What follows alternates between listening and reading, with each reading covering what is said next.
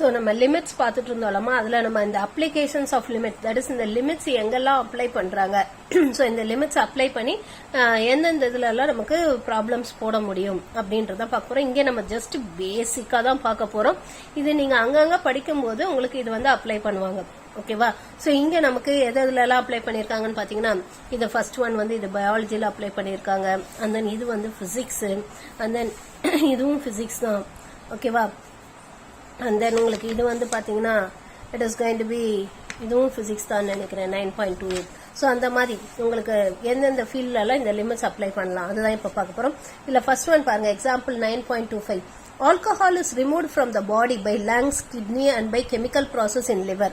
So நம்ம உடம்புல 3 parts வந்து ஆல்கஹால் ரிமூவ் பண்ணுது. நம்ம பிளட்ல இருக்க ஆல்கஹால், நம்ம சாப்பிடக்கூடிய இதுல வந்து நமக்கு பிளட்ல ஆல்கஹால் இருக்கும். ஸோ அந்த ஆல்கஹால் ஏன்னா அதெல்லாம் வேஸ்ட், ஸோ அதை வந்து we have to remove it. அதை வந்து நம்ம உடம்பு ரிமூவ் பண்ணணும். ஸோ அதுக்கு வந்து லங்ஸ், கிட்னி அண்ட் லிவர்ல நடக்கக்கூடிய கெமிக்கல் ப்ராசஸ் மூலமா ஆல்கஹால் வந்து ரிமூவ் பண்ணப்படுது. At moderate concentration levels, so concentration வந்து மாடரேட்டா இருந்துச்சுன்னா the majority work of removing alcohol is done by the liver. So liver தான் மெயினான அந்த ஆல்கஹால் ரிமூவ் பண்ற வேலையவே பண்ணுது. less than 5% of alcohol is eliminated by lungs and kidney. So lungs, kidney ரெண்டும் சேர்ந்து 5% ஆஃப் ஆல்கஹாலை தான் ரிமூவ் பண்ணுது. பட் லிவர் தான் நமக்கு மெயினா அந்த பிளட்ல இருக்க ஆல்கஹாலை ரிமூவ் பண்ணக்கூடிய அந்த வேலையை பாக்குது. ஸோ அந்த ஆல்கஹாலோட லெவல் வந்து மாடரேட்டா இருந்துச்சுன்னா ஓகேவா?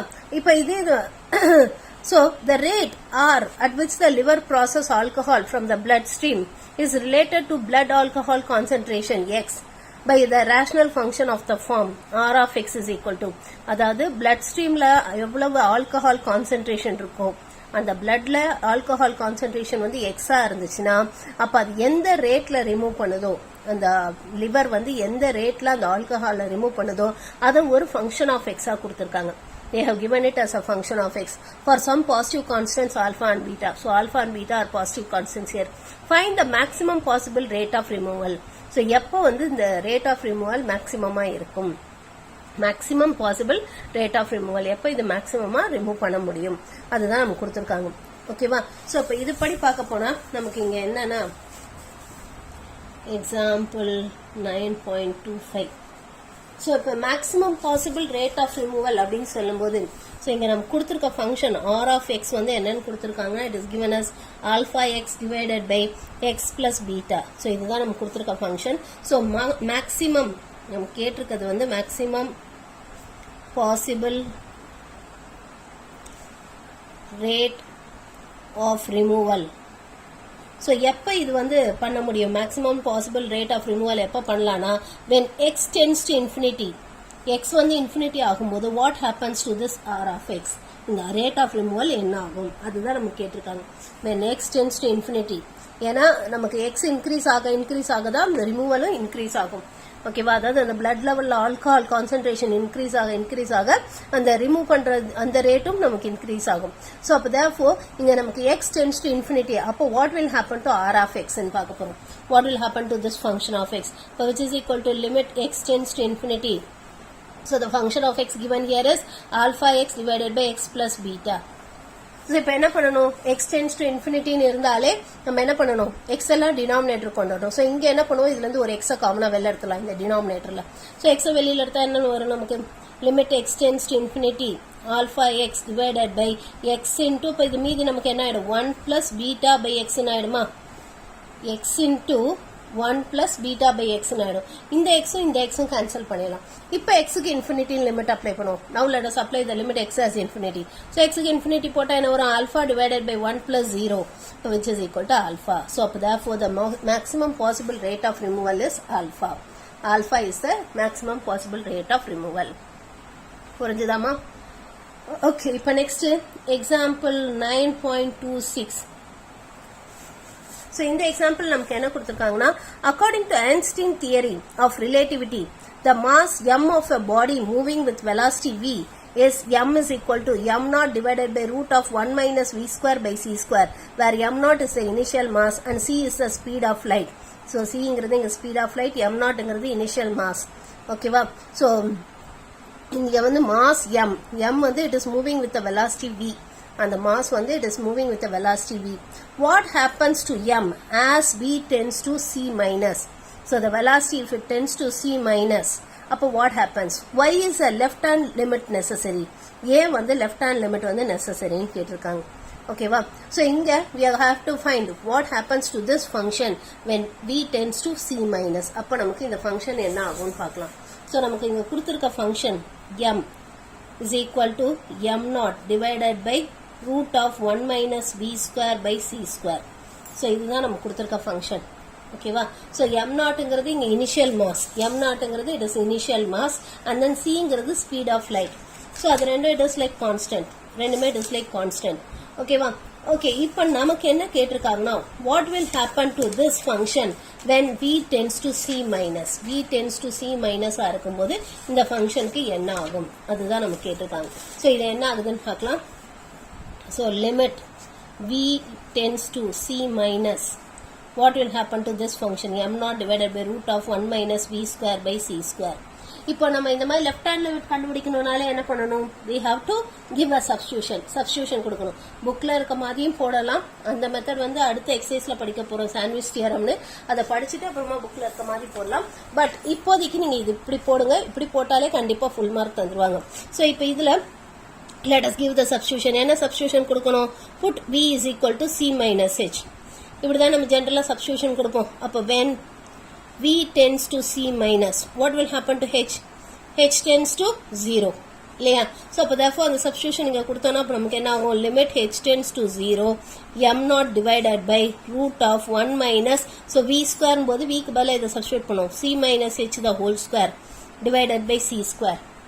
இப்போ h க்கு 0 லிமிட் அப்ளை பண்ணும், substituting h as 0. So h க்கு 0 லிமிட் அப்ளை பண்ணா என்ன வரும்? m naught divided by root of 1 minus c square by c square வந்துருமா? c square by c square is 1 இல்லையா? அப்போ which is equal to m naught divided by root of 1 minus 1. 1 minus 1 is 0. So m naught divided by 0 which is equal to infinity. அப்போ therefore this will become infinity. So இது வந்து நமக்கு இன்ஃபினிட்டின்னு ஆயிடும். ஓகேவா? So therefore we can say that when v tends to c minus, v வந்து c minus, the velocity of the ஒரு bodyயோட velocity வந்து அது வந்து if it tends to the speed of light, அந்த speed of lightக்கு கொஞ்சம் முன்னாடி வரைக்கும் அந்த அளவு ஸ்பீட்ல மூவ் ஆச்சுன்னா அப்ப நமக்கு மாஸ் வந்து இன்ஃபினிட்டியா இருக்கணும். the mass of the body should be infinity. ஓகேவா? m should be infinity. அதுதான் நம்ம இங்க சொல்றோம். இப்போ இங்க ஏன் லெஃப்ட் ஹேண்ட் லிமிட் தான் நெசசரி, ஏன் ரைட் ஹேண்ட் லிமிட் கண்டுபிடிக்க முடியாது? ஏன் லெஃப்ட் ஹேண்ட் லிமிட் தான் இங்க நெசசரி? அதான இன்னொரு क्वेश्चन கேட்டிருக்காங்க, why is a left hand limit necessary? ஏன் ரைட் ஹேண்ட் லிமிட் கண்டுபிடிக்க முடியாதுன்னா, so if suppose v tends to c plus, right hand லிமிட்னா அப்ப என்ன ஆகும் உங்களுக்கு? v tends to c plus ன்னு ஆகும். so அந்த கேஸ்ல what will happen? c plus ன்னு சொல்லும்போது அப்ப இங்க சப்ஸ்டிடியூஷன் என்ன கொடுப்போம்? c plus h ன்னு கொடுப்போம் இல்லையா? c plus h ன்னு கொடுப்போம். so அந்த கேஸ்ல வந்து பாத்தீங்கன்னா இந்த 1 minus v square by c square, that is, இப்போ ஃபார் எக்ஸாம்பிள் இது ஒரு சின்ன எக்ஸாம்பிள் வச்சு சொல்றேன். இப்போ let us imagine that நான் சின்ன ஒரு எக்ஸாம்பிளுக்காக சொல்றேன். let us imagine that c is equal to 0.5. c is equal to, ஓகேவா? அப்ப c ஸ்கொயர் என்ன வரும்? 0.025 வரும்.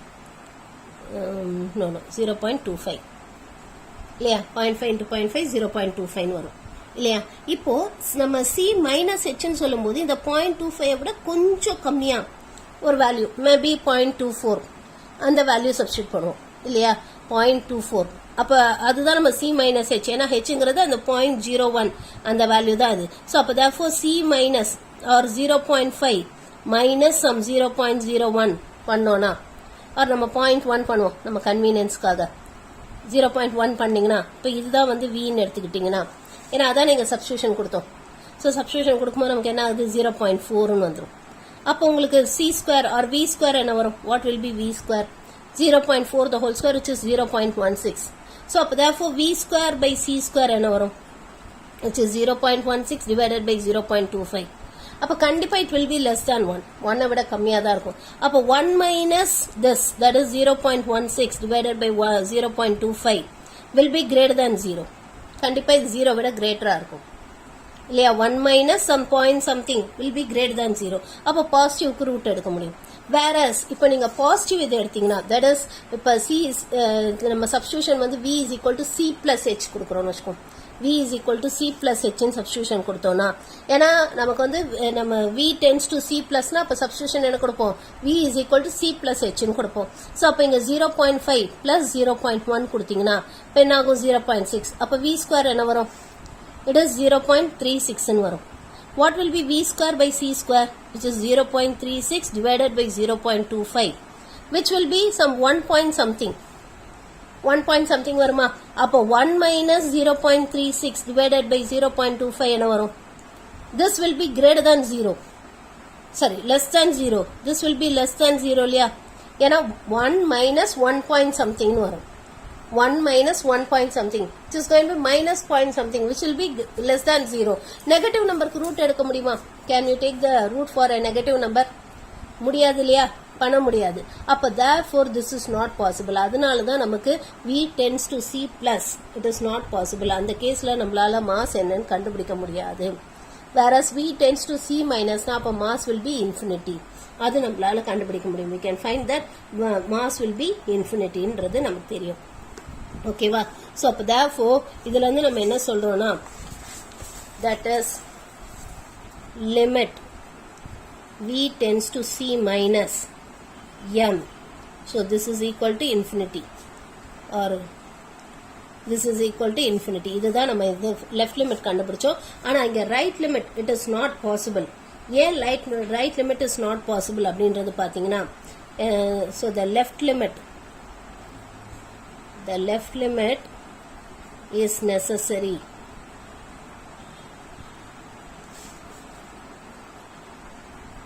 as v tends to c plus நமக்கு என்ன ஆயிடும் இந்த 1 minus v square by c square இந்த 1 minus v square by c square என்ன வந்துச்சு it become less than 0 இது 0 விட கம்மியாச்சு இல்லையா v tends to c plus இருக்கும்போது நமக்கு என்ன வந்துச்சு 1 minus v square by c square என்ன ஆச்சு ஒரு நெகட்டிவ் நம்பரா வந்துச்சு அதுக்கு ரூட் எடுக்க முடியாது இல்லையா we cannot take the root for this negative number. So அப்போ இங்க டினாமினேட்டர்ல நமக்கு ரூட்டுக்குள்ள நெகட்டிவ் நம்பர் வந்துடும் ரூட்டுக்குள்ள நெகட்டிவ் வந்தாலே அந்த function not at all possible அப்போ m கண்டுபிடிக்கவே முடியாது இல்லையா we cannot find m. So and we cannot find m. So m கண்டுபிடிக்க முடியாது. Find the mass m. ஏன்னா ரூட்டுக்குள்ள நெகட்டிவ் வந்துடும் you'll get negative inside the root. So அதனால தான் நமக்கு v tends to c plus கண்டுபிடிக்க முடியாது we cannot find this ன்னு சொல்றோம் புரியுதா? அதனால லெஃப்ட் லிமிட் மட்டும் தான் நமக்கு தேவை ரைட் லிமிட் பத்தி நமக்கு தேவையில்லை அதுதான் நம்ம இங்க சொல்ல வரோம். ஓகேவா? ஓகே இப்போ நெக்ஸ்ட் எக்ஸாம்பிள் 9.27. ஸோ இது என்னன்னு பார்க்கலாம். ஸோ இங்க என்ன கொடுத்துருக்காங்கன்னா the velocity in feet per second of a falling object is modeled by. So இந்த ஒரு இது கொடுத்திருக்காங்க formula r of t is equal to minus root of 32 by k into 1 minus e power minus 2t into root of 32k divided by 1 plus e power minus 2t into root of 32k where k is a constant that depends upon the size and shape of the object and the density of the air. So அதை பொறுத்து இருக்கு இந்த kங்கிற constant. Find the limiting velocity of the object, that is find limit t tends to 0 r of t. So இதுதான் நமக்கு கேட்டிருக்காங்க ஓகேவா? So இது எப்படி போறதுன்னு பார்க்கலாம். நமக்கு இங்க என்ன கொடுத்துருக்காங்கன்னா r of t is equal to minus root of 32 by k into 1 minus e power minus 2t into root of 32k divided by 1 plus e power minus 2t into root of 32k. So இதுதான் function. இப்போ நமக்கு என்ன கேட்டிருக்காங்கன்னா limit t tends to infinity what will happen to this r of t இதுதான் கேட்டிருக்காங்க. அப்போ which is limit t tends to infinity minus root of 32 by k into 1 minus e power minus 2t into root of 32k divided by 1 plus e power minus 2t into root of 32k. So இப்போ t க்கு இன்ஃபினிட்டின்னு substitute பண்ணுவோம். substitute t as infinity here. Direct away substitute பண்ணிடலாம். So substitute பண்ணீங்கன்னா உங்களுக்கு என்ன ஆகும்னா இது அப்படியே தான் இருக்கும் minus root of 32 by k into 1 minus e power. So இது வந்து t க்கு பதிலா infinity போட்டோம்னா the whole thing will become infinity. இது ஃபுல்லா இன்ஃபினிட்டி ஆயிடும். ஏன்னா இன்ஃபினிட்டி இன்டூ எனிதிங் இன்ஃபினிட்டி தான், இன்ஃபினிட்டி பிளஸ் எனிதிங் இன்ஃபினிட்டி தான், இன்ஃபினிட்டி மைனஸ் எனிதிங் இன்ஃபினிட்டி தான். ஸோ அப்போ இது ஃபுல்லா இன்ஃபினிட்டி ஆயிடும். அப்போ இ பவர் மைனஸ் இன்ஃபினிட்டின்னு வந்துடும். டிவைடட் பை அதுமாதிரி கீழேயும் நமக்கு என்ன வரும், 1 பிளஸ் இ பவர் மைனஸ் இன்ஃபினிட்டின்னு வந்துடும். இது ஃபுல்லா இன்ஃபினிட்டி ஆயிடும். நமக்கு என்ன தெரியும்னா இ பவர் இன்ஃபினிட்டி வந்து it is infinity, e power infinity வந்து infinity. ஆனா அதே இது e power minus infinity we can write it as 1 by e power infinity னு எழுதலாம், which can be written as 1 by infinity which is equal to 0. அப்ப e power minus infinity is 0, e power infinity infinity. ஆனா e power minus infinity இருக்குலையா, இது வந்து 0. e power minus infinity is 0. So இதை தான் இங்க நம்ம substitute பண்ண போறோம். We are going to substitute it here. So அப்ப e power minus infinity பதிலா 0 னு substitute பண்ணா minus root of 32 by k into 1 minus 0 divided by 1 plus 0, so which is equal to minus root of 32 by k. So this is the value of the function when t tends to infinity or t approaches infinity. And the time வந்து infinity approach பண்ணுச்சுனா அப்ப அந்த function r of t ங்கிற function அந்த velocity வந்து it will be minus root of 32 by k, k வா இருக்கும். புரிஞ்சுதாமா? புரிஞ்சுதா இது? Okay, இப்ப next example 9.28. Example 9.28 பார்க்கலாம். Okay, இங்க என்ன கொடுத்திருக்காங்கன்னா, suppose the diameter of an animal's pupilனா என்னன்னு தெரியல, கண்ணுக்குள்ள இருக்குமே அதுதான் pupil. So ஒரு அனிமலோட pupilோட diameter கொடுத்திருக்காங்க. Diameter is given by f of x is equal to, so இந்த மாதிரி ஃபங்க்ஷனா கொடுத்திருக்காங்க, where x is the intensity of the light. So x ங்கிறது இங்க intensity of light. f of x is in millimeter. So இந்த function வந்து it is in millimeter. Find the diameter of the pupils with the minimum light. Minimum lightல அதோட diameter, pupilோட diameter எப்படி இருக்கும், கண்ணோட அந்த pupil இருக்குல்லையா அதோட diameter எப்படி இருக்கும், maximum lightல இந்த கண்ணோட pupilோட diameter என்ன இருக்கும் அதுதான் கேட்டிருக்காங்க. அந்த diameter இந்த மாதிரி ஃபங்க்ஷனா கொடுத்துட்டு இங்க xங்கிறது intensity of light. ஓகேவா? சோ அப்ப இந்த diameter of the pupil, இந்த pupilோட diameter எப்படி இருக்கும் with minimum light. minimum lightனா என்ன அர்த்தம், கம்மியான வெளிச்சத்துல. அப்ப x வந்து 0க்கு பக்கத்துல இருக்கணும். இப்ப x 0 ஆயிடுச்சுன்னு வெச்சுக்கோ, இந்த ஃபங்க்ஷன்ல x 0 ஆயிடுச்சுனா that is நம்ம கொடுத்திருக்க ஃபங்க்ஷன் என்ன, f of x is equal to 160 into x to the power of minus 0.4 plus 90 divided by 4 into x to the power of minus 0.4 plus 15. so இதுதான் நம்ம கொடுத்திருக்க ஃபங்க்ஷன். இப்போ மினிமம் லைட்னு சொல்லும்போது minimum light ன்னு சொல்லும்போது நம்ம we have to find f of 0 minus, sorry, f of 0 plus, 0 minus இல்ல 0 plus கண்டுபிடிக்கணும். ஏன் இங்க f of 0 plus கண்டுபிடிக்கிறோம்னா, that is limit x tends to 0 plus கண்டுபிடிக்கிறோம்னா, இப்போ இது xங்கிறது இங்க intensity of light. இப்போ இந்த light intensity of light வந்து ஃபுல்லா 0 ஆயிடுச்சுனா அப்ப ஃபுல்லா darkness ஆயிடும். அப்ப கண்ணுக்கு ஏதாவது தெரியுமா, சுத்தமா எதுவுமே தெரியாது. அப்ப பியூப்பிளோட டயாமீட்டர் எப்படி இருக்கும்னு நமக்கு தெரியாது. புரியுதா? இப்ப இதே இது மினிமம் லைட்னு சொல்லிருக்காங்க. அப்படின்னா என்ன அர்த்தம், கொஞ்சமாவது வெளிச்சம் இருக்கணும், அதுதான் மினிமம் லைட். ஏன்னா கம்ப்ளீட் டார்க்னஸ்ல what is the diameter of the பீப்புள்னு கேட்கலாம். அப்படி கேட்டிருந்தா நம்ம எக்ஸ்டென்ஸ் டு 0ன்னு போட்டிருக்கலாம். ஆனா இங்க நமக்கு என்ன சொல்லியிருக்காங்க, மினிமம் லைட். அப்ப மினிமம் லைட் அப்ப அந்த இன்டென்சிட்டி வந்து கொஞ்சம் கொடுக்கணும், தட் இஸ் 0 விட கொஞ்சம் ஜாஸ்தியா இருக்கணும். அப்ப அதுக்கு தான் நம்ம 0 பிளஸ், அதுக்கு தான் இந்த 0க்கு அடுத்த பாயிண்ட்ல அப்ப கண்ணோட டயாமீட்டர், அந்த பியூப்பிளோட டயாமீட்டர் என்னன்னு கண்டுபிடிக்க போறோம். அந்த லைட்டோட இன்டென்சிட்டி 0 இல்லாம 0 ஆச்சுன்னா கம்ப்ளீட் டார்க்னஸ். சோ கம்ப்ளீட் டார்க்னஸ்ல இது டயாமீட்டர் ஆஃப் த பீப்புள் என்னன்னு கேட்டிருந்தா நம்ம எக்ஸ்டென்ஸ் டு 0 போட்டுருக்கலாம். ஆனா இங்க நமக்கு என்ன சொல்லியிருக்காங்க, மினிமம் லைட். மினிமம் லைட்னா அர்த்தம் கொஞ்சம் இருக்கணும், அந்த இன்டென்சிட்டி ஆஃப் லைட் கொஞ்சம் இருக்கணும். தட் இஸ் அப்ப 0 பிளஸ், that is 0 விட கொஞ்சம் ஜாஸ்தியா இருக்கணும் அந்த இன்டென்சிட்டி. அப்ப what happens to this, the function, that is the diameter of the people பார்க்க போறோம். சோ அதனால தான் இங்க 0 பிளஸ் எடுத்திருக்கோம். சோ அப்ப therefore it is 160 into x to the power of minus 0.4 plus 90 divided by 4 into x to the power of minus 0.4 plus 15.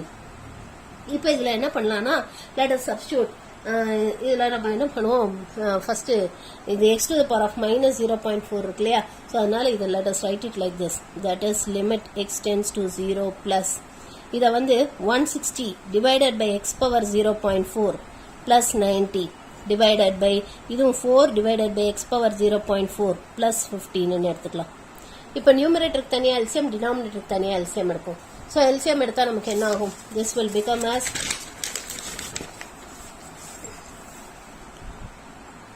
limit x tends to 0 plus 160 or இங்க வந்து LCM வந்து x to the power of 0.4 இருக்கும். So 160 plus 90 into x power 0.4 divided by கீழ LCM எடுத்தோம்னா denominatorக்கு LCM எடுத்தோம்னா x power 0.4 is the LCM.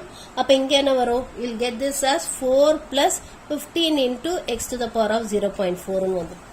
We'll get it like this. That is இதுக்கு LCM எடுத்தோம்னா இதுக்கு LCM எடுத்தோம்னா x power 0.4 is the LCM. இதை cross multiply பண்ணோம்னா 160 plus 90 into x power 0.4. நம்ம இங்கே LCM எடுத்தோம்னாலும் x power 0.4 is the LCM. மேல நியூமரேட்டர்ல என்ன வரும்? 4 plus 15 into x power 0.4. So அதுதான் நம்ம இங்கே எழுதியிருக்கோம். ஓகேவா? அதுதான் இங்கே எழுதியிருக்கோம். இப்போ இந்த x power 0.4 x power 0.4 cancel பண்ணிடலாமா? இப்போ நம்ம சப்ஸ்டிடியூஷன் கொடுப்போம். Let us give the substitution. Put x is equal to 0 plus h. அப்போ when x tends to 0 plus h tends to 0. இல்லையா? அப்போ therefore this limit will become as limit h tends to 0 160 plus 90 into 0 plus h the whole power 0.4 divided by 4 plus 15 into 0 plus h the whole power 0.4. ஓகேவா? இப்போ h க்கு 0 limit apply பண்ணும். Let us apply h as 0. h க்கு 0 போட்டா என்ன ஆகும்? 0 plus 0 0 0 raised to the power of anything is 0. இப்போ 90 into 0 0. அதே மாதிரி இங்கே 0 plus 0 0 0 raised to the power of anything is 0. 15 into 0 0 ஆயிடும். அப்போ therefore this will become as 160 plus 0 divided by 4 plus 0. இப்போ which is equal to 160 divided by 4 or which is equal to, so 160 divided by 4 என்ன வரும்? It is 40 millimeter. So அப்போ minimum lightல the diameter of the pupil is 40 millimeter. So the diameter of pupil is 40 millimeter in minimum light. So minimum lightல diameter of the pupil வந்து 40 millimeter. அடுத்து maximum lightல கேட்டிருக்காங்க. Second one என்ன கேட்டிருக்காங்க? maximum light. So maximum lightனா அப்ப intensity என்ன வரும்? It will tend to infinity. இல்லையா? அப்பதானே maximum light. maximum lightன்னு சொல்லும்போது x tends to infinity. x வந்து infinity கிட்ட போகும். ஓகேவா? So அப்ப therefore we need to find limit x tends to infinity. அந்த intensity of light வந்து infinity approach பண்ணும்போது what will happen to this f of x? அதுதான் நம்ம பார்க்க போறோம். அப்ப that is limit x tends to infinity. The function given here is 160 divided by x to the power of 0 minus or the denominator எடுத்துட்டு வந்துட்டோம். So 0.4 plus 90 divided by 4 divided by x power 0.4 plus 15 ன்னு வந்துரும். ஓகேவா? இப்போ x க்கு இன்ஃபினிட்டின்னு substitute பண்ணுவோம். ஏன்னா x tends to infinity-னால x டினாமினேட்டர்ல தான் இருக்கும். இங்க ஆல்ரெடி x டினாமினேட்டர்ல இருக்கிறதுனால x க்கு இன்ஃபினிட்டின்னு சப்ஸ்டிட்யூட் பண்ணா நமக்கு என்ன வரும்? இப்போ you'll get it as 160 divided by infinity plus 90 divided by 4 by infinity plus 15. Anything divided by infinity is 0. So அப்போ which is 0 plus 90 divided by 0 plus 15. அப்போ which is equal to 90 by 15 which is going to be 6 millimeter.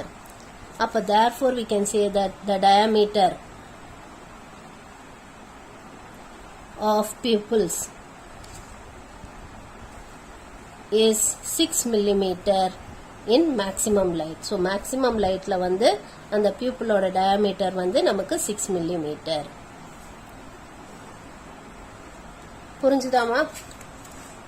புரிஞ்சுதா இது? Okay, இப்போ next இந்த எக்ஸசைஸ்ல 9th some பாருங்க. இதுவும் applications of limit தான். An important problem in fishery science is to estimate the number of fish presently spawning in the stream and use this information to predict the number of mature fish or recruits that will return to the rivers due to the reproductive period. So இது வந்து fishery சயின்ஸ்ல வந்து எத்தனை fish வந்து ஸ்ட்ரீம்ல இருக்கு, இந்த information use பண்ணி எவ்வளவு மெச்சூர் ஃபிஷ் இருக்கு, ஆர் எத்தனை ரெக்ரூட்ஸ் இருக்கு, அது வந்து திருப்பி ரிவருக்கு எப்போ போகும், ரீப்ரொடக்டிவ் பீரியட்ல வந்து எப்போ ரிவருக்கு போகும், இந்த மாதிரி விஷயங்கள்லாம் கேதர் பண்றாங்க. If S is the number of spanners, so number of fishes which spans, and R is the number of recruiters, the Beaverton Holt spanner recruit function அது வந்து என்னன்னா R of S is equal to S divided by alpha S plus beta, where alpha and beta are positive constants, so that this function predicts approximately constant recruitment when the number of spanners is sufficiently large.